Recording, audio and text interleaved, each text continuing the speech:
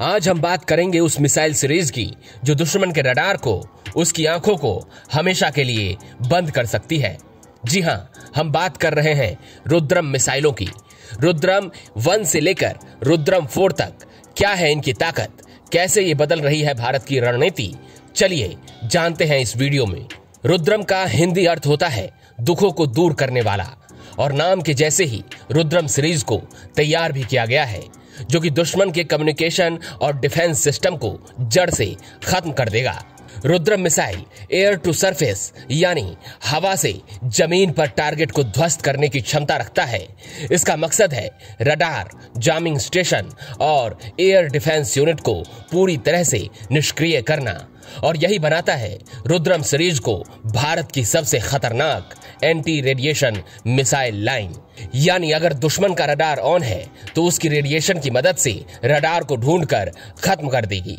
साल 2020 में भारत ने लॉन्च की रुद्रम 1, एक ऐसा हथियार जो हवा में उड़ते हुए दुश्मन के रडार सिग्नल को ट्रैक करता है और सीधे जाकर उसे तबाह कर देता है। इसकी रेंज लगभग 150 से 200 किलोमीटर है, तो वहीं स्पीड सुपरसोनिक यानी आवाज की गति से तेज। इसे Su-30 MKI से लॉन्च किया गया था। इसके गाइडेंस सिस्टम में GPS, INS और पैसिव होमिंग हेड है। रुद्रम 1 ने भारत को first indigenous anti radiation missile power बना दिया है। वीडियो में आगे बढ़े उससे पहले हम आपको GPS, INS और पैसिव होमिंग हेड के बारे में बता देते हैं। GPS एक सैटेलाइट आधारित नेविगेशन सिस्टम है जो पृथ्वी पर किसी भी चीज की सटीक लोकेशन, उसकी गति और समय की जानकारी देता है। इस तकनीक को अमेरिका ने विकसित किया है। INS का पूरा नाम इनर्शियल नेविगेशन सिस्टम है। ये एक ऐसी नेविगेशन तकनीक है जो किसी वस्तु जैसे मिसाइल, विमान, ड्रोन और पनडुब्बी की स्थिति और उसकी दिशा के बारे में बिना किसी बाहरी सिग्नल के ट्रैक करती है। INS ये पता लगाता है कि कोई वस्तु की मौजूदा स्थिति क्या है और वो किस दिशा में मूव कर रही है। पैसिव होमिंग हेड एक ऐसा सिस्टम है जो कि दुश्मन के रडार, रेडियो और अन्य इलेक्ट्रॉनिक गैजेट से निकलने वाले रेडिएशन को पहले डिटेक्ट करता है, और जैसे ही सिग्नल मिलता है ठीक वैसे ही मिसाइल को उसी दिशा में गाइड करता है। इसकी सबसे खासियत यह है कि ये खुद के होने का कोई एक्टिव सिग्नल नहीं भेजता है और चुपचाप निगरानी करता है। अब आता है अपग्रेडेड वर्जन रुद्रम 2। इसकी रेंज है करीब 300 से 350 किलोमीटर, यानी दुश्मन की सीमा के काफी अंदर तक ये बिना किसी डर के पहुंच सकता है, और ये भी सुपरसोनिक है। लेकिन इसकी गाइडेंस और लॉक ऑन सिस्टम और भी अधिक एडवांस्ड है। रुद्रम 2 को लंबी दूरी से टारगेट को खत्म करने के लिए बनाया गया है। अब बात करते हैं उस मिसाइल की जो भविष्य की युद्ध शैली को पूरी तरह बदल सकती है। वो है रुद्रम 3।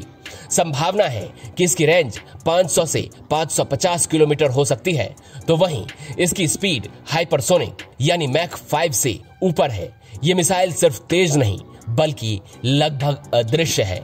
इसे Su-30 MKI, राफेल, मिराज 2000 और संभवतः तेजस से भी लॉन्च किया जा सकेगा।